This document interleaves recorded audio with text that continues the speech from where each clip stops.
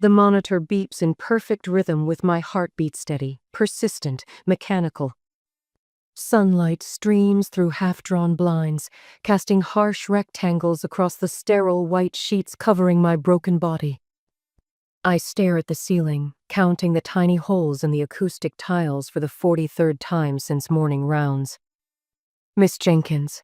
Dr. Mehta's voice draws my attention as he enters, clipboard in hand, eyes kind but clinical. How's the pain level today? Still hovering around a 7, I reply, wincing as I shift slightly. Every movement reminds me of what happened. He nods, making a note. That's to be expected. Your injuries were substantial fractured shoulder, 3 broken ribs, internal bleeding. You're lucky to be alive, miss. Jenkins. Lucky. The word lands like a stone in my stomach. Your recovery will take time, he continues, checking the monitors. But you're stable now. That's what matters. I force a smile that doesn't reach my eyes. Thank you. Dr. Mehta pauses before leaving, his gaze sweeping the empty room. No flowers, no cards, no family. Just the sterile efficiency of medical equipment keeping me company. Is there someone we should call? He asks, the question gentle but pointed. They know, I say, looking away. They're just busy. After he leaves, the silence settles heavily around me. 6 days. 6 days since the accident, and still no sign of my parents. I've made excuses in my mind. Maybe they didn't get the message, maybe they're traveling, maybe there's been some misunderstanding. The same litany of maybes I've been reciting my entire life. The door swings open again, and for a heartbeat, I imagine it's them. But it's Sarah, my closest friend, her arms filled with a container that steams slightly. Homemade chicken soup, she announces, setting it on the rolling tray. Hospital food is criminal. The simple kindness brings unexpected tears to my eyes. Hey, what's this? Sarah sits carefully on the edge of the bed, her hand finding mine. Bad day? I blink rapidly. Just grateful you're here. She arranges the soup, napkins, spoon-small comforts that suddenly mean everything. I thought your parents would be here by now, she says, the words casual but the impact seismic. They're coming soon. I lie, the words bitter on my tongue. Sarah's brow furrows. Really? Because. She stops herself, but something in her expression makes my heart pound faster than the monitors can track. Because what, Sarah? She hesitates, then pulls out her phone. I didn't want to show you this, but you should know. She swipes through to a social media post, then reluctantly turns the screen toward me. The image strikes harder than the car that hit me 6 days ago. My parents, beaming with pride, standing beside my sister Cassandra as she accepts some award. The timestamp, yesterday. They're in Chicago? My voice sounds far away, hollow. Sarah nods, her face a portrait of contained fury. Cassandra's marketing award ceremony. They've been posting about it all week. The truth crashes through every defense I've built. They didn't come, not because they couldn't, but because they chose not to. The physical pain of my broken bones suddenly seems insignificant compared to this new wound. I close my eyes, and the accident replays in vivid detail. Rain-slicked Chicago streets, headlights reflecting off wet pavement, the sudden impact as a drunk driver swerved into my lane. Screeching metal, shattering glass, the first responders cutting me from the wreckage.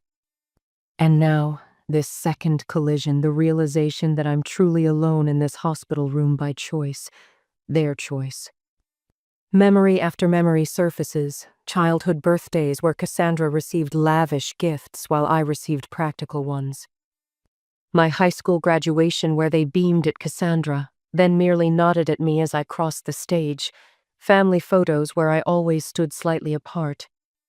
Christmas mornings with Cassandra's pile of presents towering over my modest few. Years of making excuses for their behavior. Dad's just stressed about work. Mom doesn't mean to compare us. Cassandra needs more attention. She's the sensitive one. With trembling fingers, I reach for my phone on the bedside table. 6 days of silence stare back at me from the screen. Not one call, not one text asking how I am. Nothing. I type a careful message. It's been 6 days since my accident. Why haven't you visited? Minutes tick by, marked by the steady beep of the monitor. Then the phone buzzes. Cassandra needed our support more. We'll try to stop by next week. I stare at those words until they blur. Something breaks inside me and, unlike my bones, I don't think it will heal the same way. What would you do if your family abandoned you during your darkest hour? Would you forgive, or would you finally see the truth you've been avoiding your entire life? I know what I have to do now. And they'll never see it coming. Miss Jenkins, just checking on your pain level? Nurse Chen adjusts my 4 with practiced efficiency. Still around a 6, I reply, though the physical pain has become secondary to the hollow ache spreading through my chest. She hesitates, clipboard clutched against her scrubs. I should mention, your parents did call once. My heart lifts momentarily. They wanted to know how soon you could be discharged. She avoids my eyes, busying herself with the monitors. I told them recovery would be substantial given your injuries. The momentary hope crumbles, not, how is she doing, or can we speak to her, just when can she leave? Thank you for telling me. I manage, my voice steadier than I feel. After she leaves, Sarah returns, her expression tight as she sits beside the bed. Mads, I need to show you something else. Her thumb swipes across her phone screen before she hands it to me, reluctance in every movement. Fresh photos of my parents appear not in Chicago anymore, but posing before the Eiffel Tower, champagne glasses raised. The caption reads, "Celebrating our amazing Cassandra's achievement with an extended European tour. First stop, Paris." They extended their trip. The words taste like ash. They knew I was here, and they extended their trip. Sarah's face contorts with restrained fury. 3 more countries. They've got the whole itinerary posted. I scroll back through months of texts from my Parensa digital archive of disappointments. Cancellations from my birthday dinner because Cassandra needs help preparing for her presentation. Missing my company award ceremony because your sister is going through a difficult time with her breakup. Patterns so clear I wonder how I never truly saw it before. My phone buzzes with a new message from them. We'll visit when we return. This trip with Cassandra couldn't be postponed. You've always been the strong one, you understand. The social worker visits that afternoon, a kind-faced woman named Janet who speaks in careful, measured tones. Madeline, I notice your emergency contacts haven't visited. She phrases it delicately. Is there someone else we should call for your discharge planning? I shake my head. My friends will help. Family support is crucial for recovery, she suggests. Perhaps some counseling together when they return? I could arrange? They're in Europe, I interrupt, with my sister. They extended their trip after my accident. Her professional mask slips momentarily, genuine concern breaking through. I see. She makes a note, then meets my eyes directly. In that case, let's discuss resources for your independent recovery. She leaves a folder on my bedside table.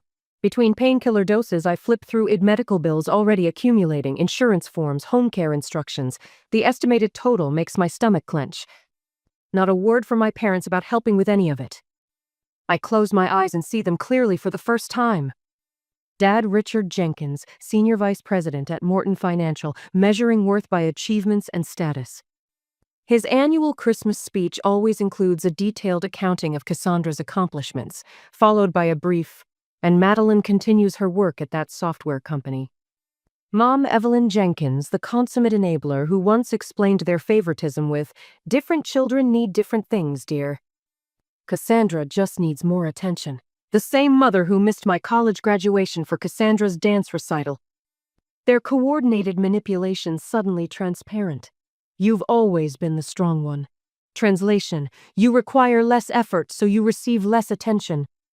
My phone lights up with messages, not from my parents, but from people who actually care. From my boss, Kevin.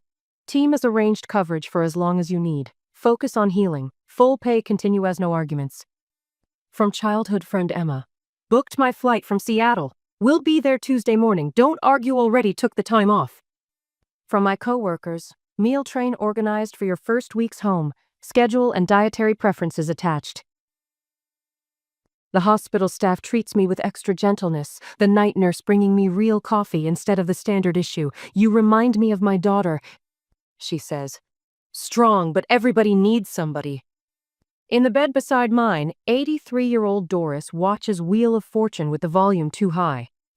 Your folks haven't visited, she observes bluntly between shouting answers at the television. They're in Europe, I reply, the excuse sounding hollow even to my ears. Doris snorts. My daughter hasn't spoken to me in 12 years over a casserole recipe. Families. She turns toward me, wisdom etched in every wrinkle. But let me tell you something, young lady. Blood makes you related. Loyalty makes you family. Dr. Mehta returns with my updated prognosis. Recovery will take months, not weeks. He explains, reviewing my chart. Physical therapy twice weekly, limited mobility. You'll need assistance with daily tasks initially. The reality sinks in what family would typically provide. I will have to find elsewhere. My phone buzzes again. A message from my parents. We'll stop by to see you when we return next week. Something shifts inside me, a tectonic plate of emotion finally breaking free. I type carefully. I needed you here, not when it was convenient for you. Please don't bother coming when you return. I'll be recovering elsewhere. My thumb hovers over the send button. My whole life has been spent making excuses for them, smoothing things over, being the strong one who needs nothing. I press send. The relief is immediate and staggering, like setting down a weight I've carried so long I'd forgotten it wasn't part of me. When Sarah returns that evening, I show her the message. Her eyes widen, then fill with fierce pride. About damn time, she says, squeezing my hand. For the first time since the accident, I feel something unexpected. Not just anger or abandonment, but the first fragile seedling of freedom. Have you ever had to face the painful truth that someone you love doesn't value you the same way? At what point do we stop making excuses for family who continually let us down? The monitor beeps for the last time as the nurse disconnects me from the machines. Tomorrow, finally, I'll leave this sterile prison. 12 days since a drunk driver shattered my body at an intersection. 12 days of pain, morphine dreams, and the harsh reality of who truly matters in my life. Your parents stopped by while you were in physical therapy, Nurse Diane says, adjusting my pillows. Her eyes avoid mine. They wanted to see you before discharge tomorrow. After 12 days, I say, the words like pebbles in my mouth. How thoughtful. Diane's mouth tightens at the corners. We both know what thoughtful doesn't look like. The hospital room door swings open, and there they are, father in his tailored navy suit, mother in her cream cashmere sweater, perfectly coiffed, perfectly timed to make an appearance before I leave. Madeline, dear? Mother's voice carries that familiar lilt of practiced concern as she surveys the room, her nose wrinkling slightly. This room is rather basic, isn't it? We could have arranged for something more comfortable. It kept me alive, I reply, watching father check his phone, his thumb scrolling through emails more important than his daughter's broken body. You look tired, mother continues, reaching to smooth my unwashed hair. I flinch away, my fractured shoulder protesting the sudden movement. Pain rockets through me, but I welcome it, it's honest at least. Recovery from multiple fractures and internal bleeding tends to do that. My voice sounds different to my ears, stronger, less apologetic. Father glances up from his phone. The hospital billing department called. I forwarded everything to our accountant. No questions about pain, no inquiry about my recovery plan. Just business, as always. How considerate. The words fall between us like dropped stones. Now, Madeline, mother says, her voice taking on that familiar, placating tone. We understand you might be upset, but our trip with Cassandra couldn't be postponed. You know how important that award was for her career. 12 days, I say quietly. Pardon? It's been 12 days since a car going 50 miles an hour crushed mine. 12 days since they cut me out of the wreckage. 12 days of pain and recovery and wondering if my family cared if I lived or died. The silence stretches between us, uncomfortable and raw. "Don't be melodramatic," Father says finally, slipping his phone into his jacket pocket. "We knew you were in good hands. You've always been the strong one." Strong, the word they use when they mean convenient to ignore. "We expect you'll bounce back quickly," Mother adds, glancing at her watch. "We have dinner reservations at Montrose's at 7. We should be going." They leave with promises to help once I'm settled, the door closing softly behind them. No hugs, no tears, just expectations that I'll forgive and forget, as I always have. The next morning, Sarah wheels me out of the hospital. No parents in sight. "Your chariot awaits," she says, helping me into her Honda. The movement sends fire through my ribs, but I bite back a cry. When we reach my apartment, I'm greeted by a transformation. Grab bars installed in the bathroom, kitchen reorganized with essentials at waist level, a makeshift bed set up in the living room to avoid stairs.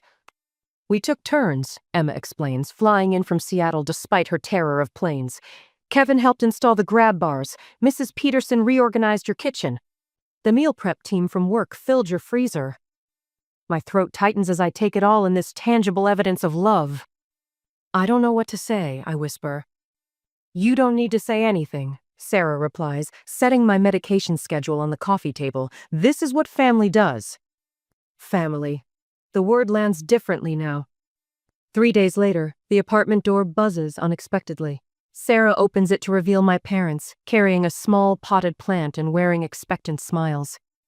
"We thought we'd surprise you," Mother announces, stepping in without waiting for an invitation. Her eyes sweep critically over the modifications to my space. Oh dear, this setup looks so institutional. Father follows, frowning at the hospital bed in my living room. Is all this really necessary? Seems excessive. Behind them, I catch Sarah's eyes widening in disbelief. "The physical therapist recommended it," Emma says from the kitchen, her voice neutral but firm, "for proper recovery." Mother beelines to my medication chart, picking it up with a critical eye.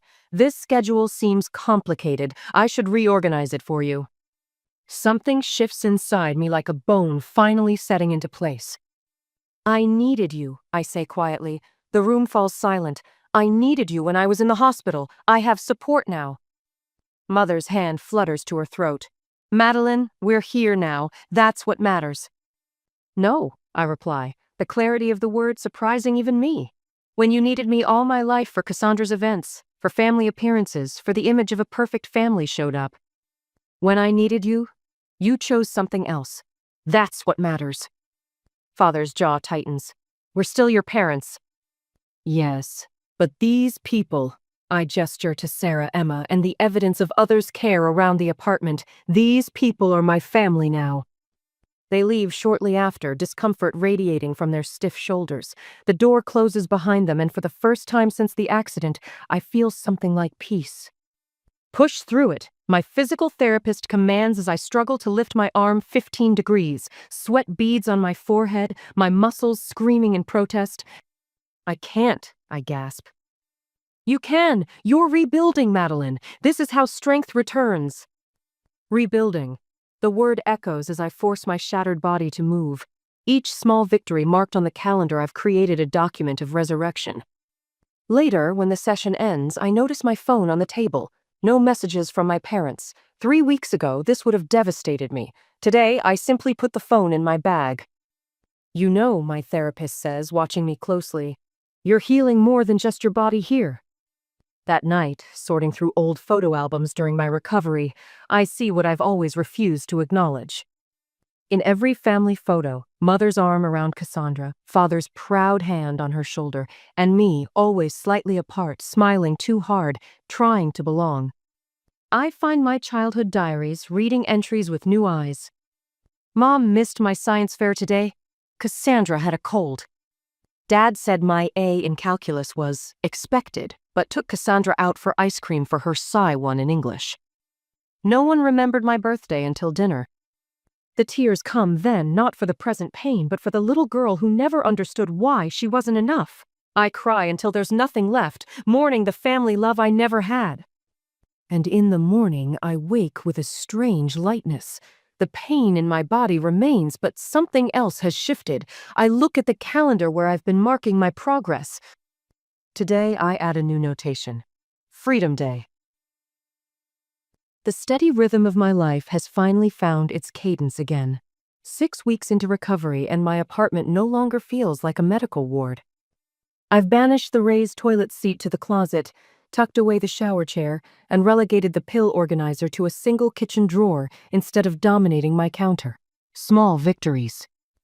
Evening sunlight streams through my west-facing windows as I water the peace lilies Sarah brought when I first came home.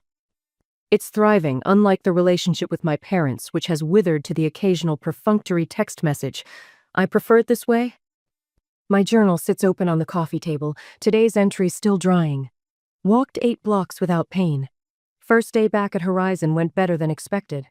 Kevin arranged a welcome-back lunch. No one treated me like I might break. The apartment has become my sanctuary during these weeks of healing. Gone are the family photos that once cluttered my bookshelf, subtle reminders of what I thought I had, or what I hoped for. In their place stand new memories, a candid shot of the hospital staff who threw me an impromptu discharge party, a selfie with Sarah during my first post-accident outing, a group photo from the surprise dinner my coworkers organized last week. I settle onto the couch, savoring the simple pleasure of being able to sit without wincing. My phone buzzes with a text from Emma. Call me tomorrow? Want to hear about your first day back? The unexpected pounding at my door shatters the peaceful evening. My heart rate spikes, a Pavlovian response to sudden noises since the accident. I approach cautiously, peering through the peephole. My parents stand in the hallway. My father shifts his weight from foot to foot, his usually impeccable silver hair disheveled. My mother wrings her hands, mascara smudged beneath her eyes. They look nothing like the polished couple from Cassandra's award ceremony photos. I open the door but don't step aside. Madeline. My father's voice lacks its usual authority. May we come in, please? The please stops me cold. In 31 years, I've rarely heard that word cross his lips, at least not directed at me. It's important, my mother adds, her voice trembling. I step aside, curiosity overriding caution. They enter my home like strangers, perching awkwardly on the edge of my sofa, declining my automatic offer of water or tea. Silence fills the room, thick and uncomfortable. My father stares at his hands. My mother's eyes dart around, landing briefly on the missing family photos before skittering away. What's happened? I finally ask, remaining standing. Whatever brought them here, I want the advantage of height. My father looks up, his face a mask of defeat I've never seen before. Cassandra has been arrested. The words hang in the air between us. I wait, knowing there's more. Securities fraud and money laundering, he continues, his voice hollow. $1.8 million. My mother's quiet sobs punctuate his words. It's all over the news. Everyone knows. I'm sorry to hear that, I say, surprised to find I genuinely mean it. Not for my parents, but for Cassandra, whose desperate need for approval has apparently driven her to criminal acts. We've already spent $300,000 on legal fees, my father says, getting to the point with unusual directness. The best criminal defense attorney in Chicago. Character witnesses. PR consultants to manage the media fallout. I nod, piecing together why they're here before they say it. We need your help, Madeline. My mother reaches for my hand, but I step back slightly. She withdraws, hurt flashing across her face. We need to borrow from your savings. $250,000, my father specifies. We know you have it. You've always been so. He pauses, searching for the right word. Responsible with your money. The irony isn't lost on me. The trait they've dismissed throughout my life, my practicality. My careful planning has suddenly become valuable to them. I absorb their request with surprising calm. 6 weeks ago, it would have sent me spiraling, desperate to earn their approval at any cost. But that Madeline shattered along with my bones in the accident. Would you like tea? I ask, moving toward the kitchen without waiting for their response. The familiar ritual of heating water, selecting tea bags, and arranging cups gives me time to think. I return with a tray, setting it carefully on the coffee table. Tell me more about Cassandra's case, I say, pouring for each of us. What exactly did she do? What are her chances in court? My parents exchanged glances, clearly thrown by my measured response. They expected either immediate agreement or emotional refusal. My analytical questions unsettle them. She made some poor investments for clients. My father begins. Investments she knew were fraudulent? I ask. The situation is complicated. My mother interjects. And the money? Where did it go? There were expenses, my father says vaguely. Lifestyle requirements for her position. I sip my tea, noting how they squirm under my steady gaze. The power dynamic has shifted, subtly but unmistakably. You've always been the responsible one. My father says again, a note of desperation creeping into his voice. Cassandra, she's different, more fragile. She needs our protection. And I didn't? The question comes out softly, but lands with the force of a thunderclap. They stare at me, suddenly seeing the weight of their choices reflected back at them. I set my cup down with deliberate care. No. No? My father repeats, disbelief coloring his tone. I won't be using my savings for this. His face darkens, the familiar anger rising. After everything we've done for you. What exactly have you done for me? My voice remains steady. You weren't there when I was cut from a wrecked car. You weren't there during 6 days in the hospital. You chose an awards ceremony and European vacation over your critically injured daughter. That's not fair, my mother protests. We explained. Yes, you explained that Cassandra needed you more. She always has. My father stands abruptly. If you refuse to help now, you're no longer part of this family. Do you understand what that means? I look up at him, feeling a strange sense of peace. I've been cut off from this family since the day of my accident. The only difference now is that I'm finally acknowledging it. The truth hangs between us, undeniable and final. The phone rings at 6 a.m. Uncle Robert's name flashes on the screen, an unusual sight that makes my stomach tighten. I've spoken to him maybe 3 times in the last 5 years. Madeline. His voice carries the weight of obligation. Your father asked me to call. He says you're not returning his messages. I sit up in bed, wincing as my still-healing ribs protest. I've been busy recovering from nearly dying. A heavy pause. Look, your sister made a mistake. We all make mistakes. But Cassandra needs family support right now. The sunshine pouring through my curtains suddenly feels too bright, too optimistic for this conversation. Who supported me when I needed it, Uncle Robert?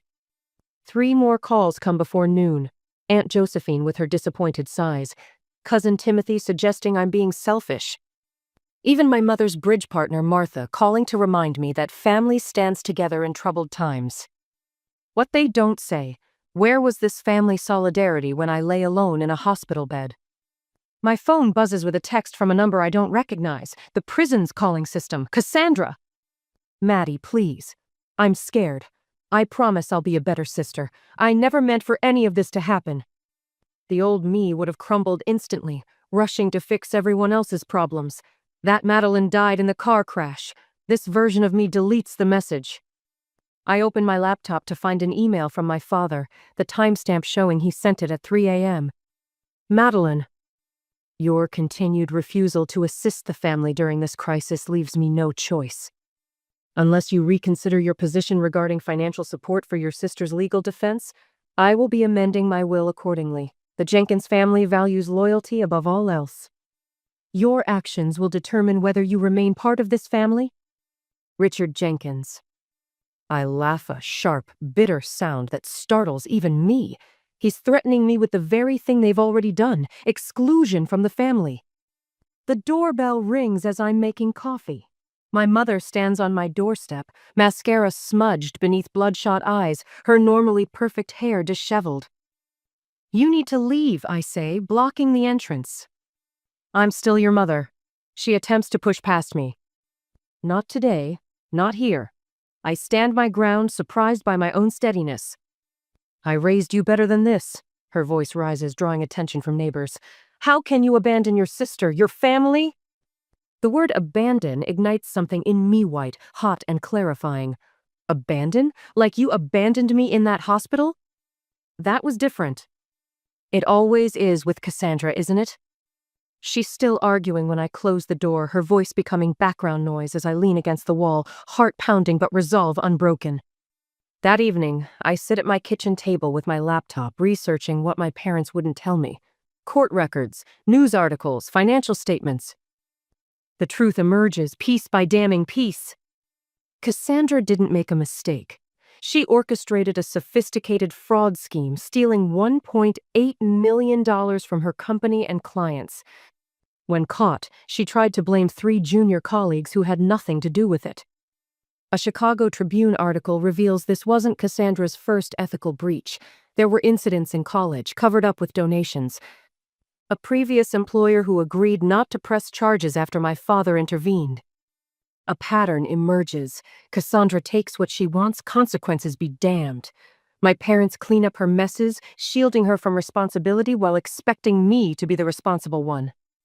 I create a new document and title it The Truth. I work methodically, the way I would approach any project at work. I gather hospital records showing no family visits for the first 6 days after my accident. I screenshot text messages where my mother tells me they're too busy with Cassandra's ceremony to visit their critically injured daughter. I compile a timeline of their Europe trip, extended while I struggled through physical therapy alone. I add older evidence, birthday cards with impersonal messages compared to Cassandra's elaborate celebrations. The college tuition I partially paid myself while they covered every expense for my sister. The family dinner where my promotion was mentioned as an afterthought while Cassandra's new apartment dominated conversation. At midnight, my finger hovers over the send button. The email is addressed to our extended family, aunts, uncles, cousins, people who have only heard my parents' version of events. I take a deep breath and press send. By morning, the truth has detonated like a bomb in our family. My phone fills with messages from relatives expressing shock, disappointment in my parents, and most surprisingly, similar stories of their own. The Chicago Tribune headline flashes on my screen. Jenkins heiress cooperates with feds, implicates C-suite executives. Cassandra has turned on her bosses to reduce her own sentence. The shame my parents tried to contain spills across CNN and Fox News alike. Uncle Robert calls again, his tone entirely different. I had no idea, Madeline. Your father cut me off 3 years ago when I refused to make Cassandra CEO of my company. I thought I was the only one. Aunt Patricia reveals Cassandra borrowed $50,000 from her retirement fund money never repaid, despite repeated promises. Your parents told me not to mention it to anyone, that it would damage family harmony. Cousin Elizabeth sends a lengthy email detailing how Cassandra sabotaged her job interview at Richard's company. My second cousin Michael forwards me angry exchanges where my parents demanded family members invest in Cassandra's failed startup. The evidence mounts by the hour, a lifetime of manipulation exposed to daylight. The courtroom is eerily quiet as the judge announces Cassandra's sentence: 3 years in federal prison, 5 years probation, and $900,000 in restitution. My sister's shoulders slump. My parents sit stone-faced in the front row. I observe from the back, a spectator to the final act of their masterpiece of favoritism. 2 weeks later, at Thanksgiving dinner hosted by Aunt Patricia, the family dynamics have visibly shifted. My parents arrive late, their usual confidence deflated. I watch from across the room as Uncle Robert confronts my father. You've enabled Cassandra her entire life, and look where it's gotten her. 3 years in prison, Richard. And you drove away the one daughter who actually lives by the values you claim to uphold. My mother attempts her usual deflection. We've always treated both girls equally. Madeline is just more sensitive. Aunt Patricia interrupts, her voice uncharacteristically firm. Evelyn, we've all seen the evidence. No one believes that anymore. Cousin James pipes up from across the table. My wife and I were in Chicago when Madeline had her accident. We offered to visit her in the hospital, and you told us she didn't want visitors. My mother collapses into tears, but this time no one rushes to comfort her. My father's stammering attempts to justify their actions fall on deaf ears as more relatives share stories of manipulation and favoritism they've witnessed over the years. Later, I drive to my parents' house. I carry a small box containing childhood mementos participation trophies, school photos they never displayed, birthday cards signed with hasty scrawls. I'm returning these, I say, placing the box on their immaculate coffee table. I don't need them anymore. My father stares at me, looking somehow smaller than I remember. So you're severing ties with us completely? Over one mistake? This isn't about one mistake. My voice remains steady. It's about a lifetime of them. I forgive you both not because you deserve it, but because I deserve peace. As I walk toward the door, my mother calls out, "You can't just walk away from family." I turn back one last time. I'm not walking away from family. I'm walking toward it the real kind, built on mutual respect and genuine love. In their stunned faces, I see the truth finally registering. In trying to save their favored daughter, they've lost the one who would have stood by them through anything if only they'd done the same for her. What does freedom from toxic family relationships really look like? As I drive away from the house I grew up in, I realize I'm finally about to find out. The sunlight streaming through my balcony windows casts a different quality of light now. Not the harsh, clinical rectangles of the hospital room from a year ago, but warm pools that stretch and retreat across my hardwood floors throughout the day. I trace the familiar path of light with my gaze, marveling at how much has changed in 12 months. My shoulder still aches when rain is coming, a barometer I never asked for, but the restrictive brace is long gone. The physical therapy exercises have become part of my morning routine, alongside coffee and journaling. Some habits born from pain are worth keeping. To Madeline, Sarah raises her glass, drawing my attention back to the small gathering in my apartment. Who showed us all what real strength looks like? 6 people stand in my living room, glasses raised, their faces lit with genuine affection. Not a crowd, but exactly right. My chosen family. I'd say I'm lucky. I begin, then catch myself. Lucky. The word no longer lands like a stone in my stomach. Actually, I am lucky to have each of you. Kevin, my boss who became a mentor, nods appreciatively. Mrs. Peterson dabs at her eyes, her weekly homemade casseroles having sustained me through months of recovery. Emma, who flew in despite her fear of flying, Uncle Robert and Aunt Patricia, who reached out after decades of family-enforced distance. And Sarah, who saw what everyone else missed and never once made me feel burdensome. No parents, no Cassandra, and amazingly, no void where they should be. Uncle Robert catches my eye from across the room. Before the accident, he was just a name mentioned at holidays, another family member pushed to the margins for failing to play by Richard and Evelyn Jenkins' rules. Now, he and Aunt Patricia have become the family historians I never knew I needed. Your grandmother would be proud, he tells me later, his voice rough with emotion. She had that same steel in her spine. Our Sunday brunches have become a cherished ritual, their stories filling in blank spaces in my family tapestry.